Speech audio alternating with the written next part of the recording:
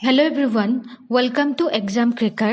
আজি আমি ডিসকাস কৰিম আমি Part 6 500 MCQ series or question number 151 or পৰা already আমি question number 150 লকে ডিসকাস কৰিলো যদি কোনোবাই সেই ভিডিওখিনি চোৱা নাই অতি সোনকালে চাই লওক because এই question খিনি আপোনালোকৰ আসাম টেটৰ কাৰণে বহুত বেছি ইম্পৰ্টেন্ট হ'ব সো দেৰি নকৰো আৰু ভিডিওটো আমি আৰম্ভ কৰো question number 151 Which one of the following rights of Indian Constitution guarantees all the fundamental rights to every resident of country?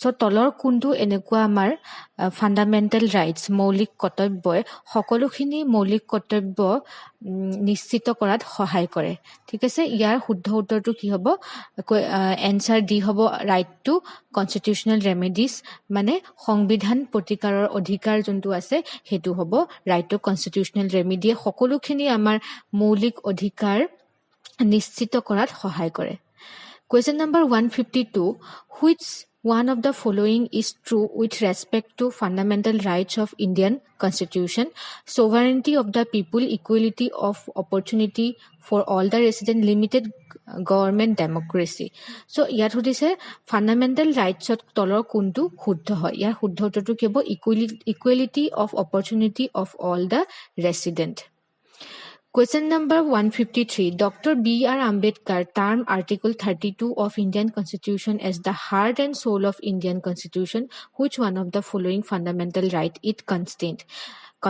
মানে B.R. Ambedkar কৈছে যে এটা আৰ্টিকুলক এটা মৌলিক অধিকাৰক heart and soul of Indian Constitution বুলি কৈছে তলৰ কোনটো ফান্ডামেন্টাল ৰাইটছক বা মৌলিক অধিকাৰক কোৱা হৈছে ইয়াৰ শুদ্ধ উত্তৰটো কি হ'ব option B right to constitutional remedy মানে সাংবিধানিক প্ৰতিকাৰ এই যোনটো আমাৰ মৌলিক অধিকাৰ হয় এই মৌলিক অধিকাৰক heart and soul of Indian constitution বুলি কোৱা হৈছে Question number 154 Which fundamental right of Indian Constitution has been deleted by 44th Amendment Act?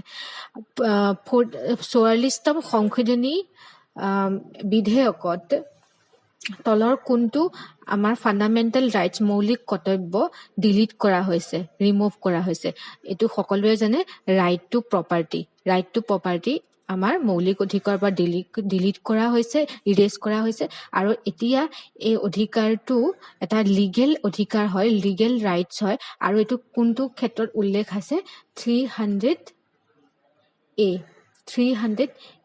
এই অধিকাৰটো এতিয়া উল্লেখ আছে Question number 155 Which article of Indian Constitution advocates free and compulsory education for children up to age 14 years 6 পৰা 14 বছৰ বয়সলৈকে তলৰ কোনটো আৰ্টিকুলে free education পাব লাগে বুলি কৈছে ইয়াৰ শুদ্ধ উত্তৰটো কি হ'ব অপচন ডি আৰ্টিকল 45 এ কৈছে Question number 156 In which part of Indian Constitution fundamental rights are provided? Fundamental rights তলৰ কোনটো আৰ্টিকুলত পোৱা যায় উল্লেখ আছে অপচন বি হ'ব পাৰ্ট 3 কোৱা হৈছে Question number 157 Which of these is not included as a fundamental rights in the Indian Constitution? তলৰ কোনটো আমাৰ মৌলিক অধিকাৰ নহয় right to equal wages for equal work right to constitutional remedies right to equality before the law right to freedom of speech ইয়াৰ শুদ্ধ উত্তৰটো হ'ব a right to equal wages for equal work Question number 158 Which of these is not included as a fundamental rights in the Indian Constitution? তলৰ কোনটো fundamental rights নহয় শুদ্ধটো কি হ'ব right to equal wages for equal work এটো কোৱেশ্চনটো repeat হৈছে sorry for that Question number 159 Fundamental rights in India are guaranteed by it Fundamental rights তলৰ কোনটো fundamental rights বাকি fundamental rights খিনি নিশ্চিত কৰে ইয়াত এটো হ'ব কোৱেশ্চন নাম্বাৰ 159 শুদ্ধ উত্তৰটো হ'ব right to constitutional remedy Question number 160 How many fundamental duties are included in the Indian Constitutions? Indian Constitution কিমানটা আমাৰ fundamental duty আছে মৌলিক কৰ্তব্য যাক কোৱা হয় কিমানটা আছে 11টা আছে 11 Question number 161 The for the enforcement of fundamental rights are issued by the writ jurisdictionৰ কথা আপোনালোকে শুনিছে ন্যায়াধীশৰ দ্বাৰা জাৰি কৰা হয় আৰু এই writ enforcement of fundamental rights কোনটোৱে মানে ইস্যু কৰে বুলি কৈছে ইয়াৰ শুদ্ধটো কি হ'ব supreme কোৰ্টে Question number 162. Who is the guardian of fundamental rights enumerated in the Indian Constitution? Amar fundamental rights মৌলিক অধিকাৰ সমূহৰ গাৰ্জেন বুলি কাক কোৱা হয় এটো কাক কোৱা হয় সুপ্ৰিম কোৰ্টক কোৱা হয় Question number 163.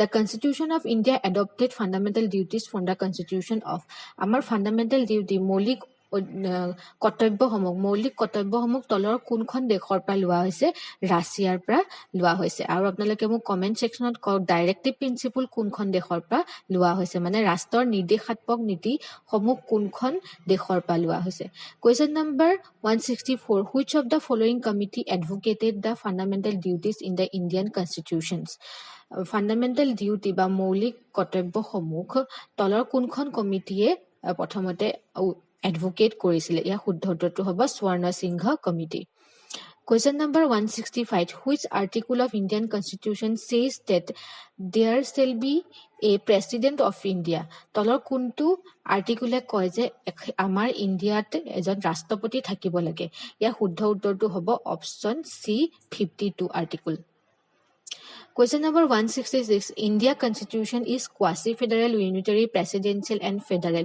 Ya শুদ্ধটো হ'ব quasi-federal Indian Constitutions খন কিহৰ কাৰণে ইয়াত federalismৰ যোনখিনি characteristics থাকিব লাগে গোটেইখিনি ইয়াতে ফলো নকৰে সেই কাৰণে এখন quasi-federal বুলি কোৱা হয় Question number 167. In a parliamentary form of government, real powers of the state are vested in real power আমাৰ পাৰ্লিয়ামেণ্টাৰী ফৰ্মত গভৰ্ণমেণ্টৰ ৰিয়েল পাৱাৰ কাৰ হাতত থাকে সৰি ইয়াৰ শুদ্ধ উত্তৰটো হ'ব council of minister headed by the prime minister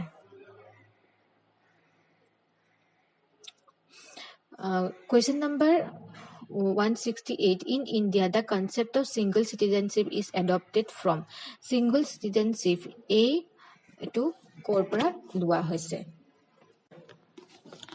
Question number 168 ইয়াৰ শুদ্ধ উত্তৰটো হ'ব আমাৰ ইংলেণ্ডৰ পৰা আমাৰ সিঙ্গল সিটিজেনশিপৰ কনসেপ্ট লোৱা হৈছে The Indian Constitution divided into 25 chapters The Indian Constitution has borrowed the idea of preamble from USA পৰা আমাৰ preamble কনসেপ্টটো লোৱা হৈছে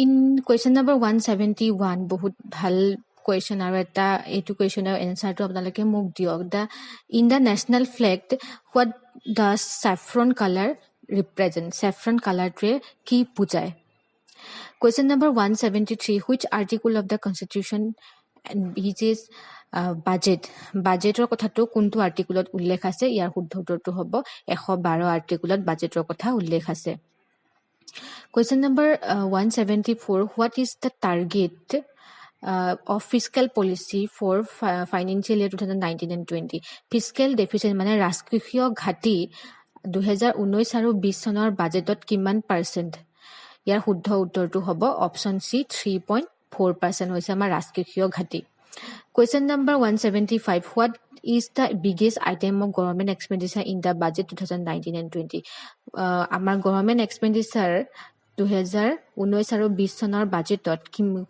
কিমান কোনটো সেক্টৰত হৈছে ইয়াৰ শুদ্ধ উত্তৰটো হ'ব share of the state in tax and fees Question number 175 what is the biggest item of India of the central government in 2019 and 20 বাজেটত ইনকাম জেনাৰেট কৰ পৰা সকলোতকৈ বেছি হৈছে ইয়াৰ শুদ্ধ উত্তৰটো হ'ব both A and B মানে goods and service tax GST আৰু corporation taxৰ পৰা হৈছে Question number 176 which of the following are features of the 74th Amendment Act 1992 74th সংশোধনী আইনত 1992 কোনকিটা features হয় There are three types of municipalities Wards committee can be constituted consisting of one or more wards within the territorial area of municipality having population of 5 lakhs or more Article 243 P to 243 JG deal with the municipalities. ইয়াৰ শুদ্ধ উত্তৰটো কি হ'ব? Option 1 and 3 ইয়াৰ শুদ্ধ উত্তৰ হ'ব। Question number 177. Central Council of Local Government was set up. Central Council Local Government এটো কেতিয়া set up হৈছিলে? Important প্ৰশ্ন হয়। ইয়াৰ শুদ্ধ উত্তৰটো হ'ব 1954। Question number 178. Which of the correct sequence of the following words in the preamble? Preamble উল্লেখ থকা তলৰ কোনটো সিকোয়েন্স শুদ্ধ হয়? Sovereign Socialist Secular Democratic Republic, Sovereign Democratic Socialist Secular Republic। ইয়াৰ শুদ্ধ উত্তৰটো কি হ'ব? Sovereign Secular Socialist Secular Democratic Republic বুলি এনেকে সিৰিয়ালি কোৱা হৈছে। সো প্ৰিএম্বলটো আপোনালোকে চাই ল'ব, তাৰ এটা এটা শব্দ ইম্পৰ্টেন্ট হয়। Question number 179. Who among the following is known as father of local self government? Local self governmentor father বা দেউতা পিতৃস্বৰূপ কাক কোৱা হয়? ইয়াৰ শুদ্ধ উত্তৰটো হ'ব লৰ্ড ৰিপনক কোৱা হয়। Question number 180. Ashok Mehta Committee recommended for the establishment of Nagar Panchayat, Panchayat Samiti, Mandal Panchayat, Gram Panchayat। ইয়াৰ শুদ্ধ উত্তৰটো হ'ব মণ্ডল পঞ্চায়তৰ কথা কৈছিলে Ashok Mehta committee. Question number 181 আৰু 182 ইয়াৰ এনসাৰ গিটা আপোনালোকে মোক দিব যে according to 73rd Constitutional Amendment Act, the minimum age for contesting election to the Panchayati Raj institution should be Panchayati Raj institutioner elected মানে ইলেকশন কন্টেস্ট কৰিবৰ কাৰণে মিনিমাম এজ কিমান হ'ব লাগিব? 18, 23, 21, 25 বছৰ হ'ব লাগিব। কিমান হ'ব লাগিব কমেন্ট সেকশনত ক'ব। আৰু 182 টো কক যে town area committee is constituted and govern by. Town area committee কোনে গভৰ্ন কৰে, কোনে কনস্টিটিউট কৰে? District board, state legislature, governor নে মিউনিচিপাল কাউন্সিল। ঠিক আছে। সো আজি আমি কোৱেশ্চন নাম্বাৰ 182 লৈকে ডিসকাস কৰিলো। বাকিখিনি মই নেক্সট স্যাটাৰডে আকৌ আপোনালোকক আপলোড দিম, 183 পৰা আপলোড দিম। ঠিক আছে। আৰু আজি পলিটিক্যাল সায়েন্স এণ্ড ইউনিয়ন বাজেটৰ কিছু কথা আমি ডিসকাস কৰিলো। আৰু কোনোবাই যদি আমাৰ কোৰ্সটোত এনৰোল হ'ব বিচাৰিছে তেতিয়াহ'লে এই নম্বৰটো যোগাযোগ কৰিব পাৰে। আমি আগৰ PDF খিনি প্ৰভাইড কৰো আৰু প্লাস 500 MCQ সিৰিজ খিনি আমি প্ৰভাইড কৰো। এটা মিনিমাম ফি পে কৰাৰ পাছত আপোনালোকক আমি PDF সমূহ প্ৰভাইড কৰিম। ঠিক আছে। তাৰোপৰি আমাৰ অনলাইন কোৰ্স আছে, online batches UGC NET and স্লেটৰ অনলাইন বেটছ আছে। আপোনালোকে এই কোৰ্সটো এনৰোল কৰিব পাৰে। কোনোবাই যদি UGC NET আৰু স্লেটৰ কাৰণে প্ৰিপাৰেচন কৰি আছে, সেম নাম্বাৰ 6000575929 নম্বৰত যোগাযোগ কৰিব পাৰে। তাৰোপৰি 500 MCQ সিৰিজৰ আগৰখিনি যদি চোৱা নাই আপোনালোকে অতি সোনকালে চাই লওক। ঠিক আছে। থেংক ইউ ফৰ ৱাচিং।